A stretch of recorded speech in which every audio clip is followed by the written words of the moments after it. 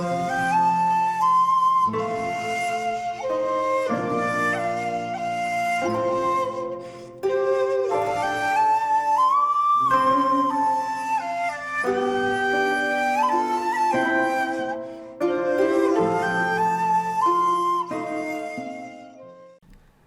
there, this is Soldier Rowan from Soldier Rowan Films, and welcome to another episode of One Director, Four Films. Today it's the enfant terrible himself, Orson Welles, whose only Hollywood crime was just being way too clever.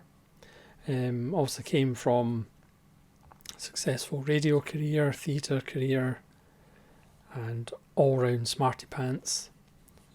Broke into Hollywood and then was mistreated by Hollywood for the rest of his career. So again, if you're unfamiliar, one director, four films. One film that is fundamental, that sums up the director. So it's a film that, if you're introducing the director to somebody, this is a film you would choose. A favourite, and even though I know it's difficult for a lot of these directors to pick a favourite. An underrated gem, and a flounder. A film that you maybe just don't watch that often, or just doesn't sit with you, or you don't really like it as much as the rest of the films. Now obviously Welles did a lot of different things, different genres, but for me, if you're talking fundamental Welles and the film that would introduce somebody to Orson Welles, I'm going to be predictable and choose Citizen Kane. Now again, I would say Citizen Kane is not Orson Welles' best film, but it's probably his most famous film. And again, if you're showing a film to somebody who's never seen it before, or never seen Orson Welles before, I think Citizen Kane's a pretty good place to start. Yes, you could argue he didn't know a lot, so Greg Toland had a big influence. Mankiewicz wrote the script. But you can't deny Orson Welles' performance. He called himself a king actor, which strangely enough means he's good at playing kings and authority figures. And playing Charles Foster Kane, he's absolutely wonderful in different ages. It looks absolutely gorgeous. Obviously Criterion released a 4K. I'm not 4K friendly, so you can maybe tell me in the comments how good it looks in 4K, but obviously it looks stunning on Blu-ray. You know, things like putting the camera in the floor, showing off ceilings, crane shots, the dolly in through the skylight with the lightning, and of course the sting in the tail of the film, or the mystery of the film, is just so beautifully revealed. So certainly overrated as far as it's in the conversation as the best film of all time for me anyway, but it's still a very good film. And again, I think that's a pretty good place to start for somebody that's never seen an Orson Welles film. My favourite, again, it's like most of these directors, it's really difficult to name one, but I'm going to anyway. And I'm going to go with Le Process, or The Trial, with Anthony Perkins, Jean Moreau, Orson Welles in a small role, Amir Tamaroff, Romy Schneider, not Roy Schneider. It's based on Kafka, it's odd, it's frustrating, the intro is just absolutely wonderful.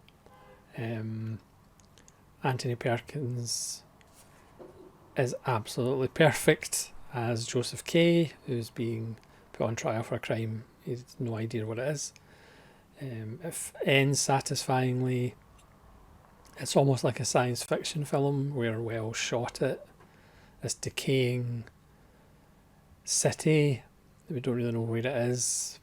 Again, with Orson Welles, the shot composition is stunning, because for me, Akira Kurosawa, Orson Welles, Kubrick, Sergio Leone, their shot composition is absolutely phenomenal, and the shot composition in The Trial is mind-blowingly gorgeous. Perhaps not to everybody's tastes, but I just kind of like the oddness to it. And not everything's explained, or hardly anything's explained, which I like even better. Now, underrated. Are any Orson Welles films underrated? I'm not quite sure. But for me, I'm maybe going to pick one that I underrated, only in the sense that it took so long for me to watch it. But again, it's one of those films, like Orson Welles, quite a few of his films kind of got butchered and kind of got lost and was shot over several years, and it took a while for it actually to get a proper release. And it's 1966's Chimes at Midnight, where Orson Welles perhaps gives his best performance. And don't tell anybody, but this might actually be Orson Welles' best film. He always loved Shakespeare. He obviously did Macbeth and Othello. But he plays Falstaff in this. It's parts of... what is it? It's parts of Henry IV, Richard II, the Merry Wives of Windsor. It's kind of a hodgepodge of Shakespeare plays, but it coalesces into this tragic portrayal of this character. It's got one of the most amazing and realistic battle scenes in history. Forget Saving Private Ryan, watch Chimes at Midnight, and it was literally shot in a park somewhere in France, with no permission, but it looks absolutely fantastic. Everything's covered in mud, and it ends just so beautifully and so sadly that if you actually think about it objectively, it might actually be his best film. But not that underrated it, I just never saw it for years because it was so hard to get. This is the Region A Criterion Blu-ray.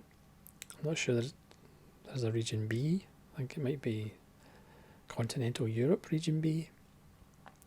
But this is just absolutely fabulous.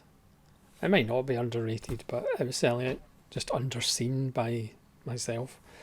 Again, for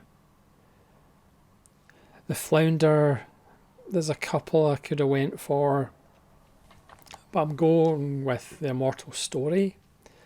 Now, I like The Immortal Story, but because it is under an hour, it's not really an Orson Welles film that I watch very often. He does have, you could argue, more flawed films than The Immortal Story.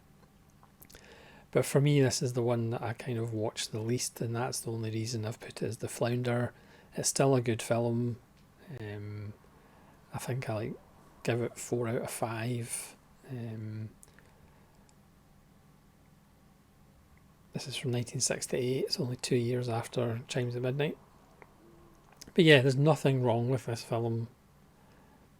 But because it is under an hour and slight, a simple tale, well told, but not really as compelling as a lot of his films, even the kind of slightly less successful things like The Stranger and Confidential Report or Mr. Arcadden. So I've went for The Immortal Story. So that's my 4 films from Orson Welles. Please let me know in the comments your 4 films for Orson Welles. I always look forward to seeing people's choices in the comments. Long may it continue. And I hope you're enjoying seeing people's comments and choices. So thanks so much for watching the Orson Welles episode of One Director, 4 Films. Hopefully we'll get to your favourite director soon. This is Soldier Ronan from Soldier Ronan Films, saying farewell.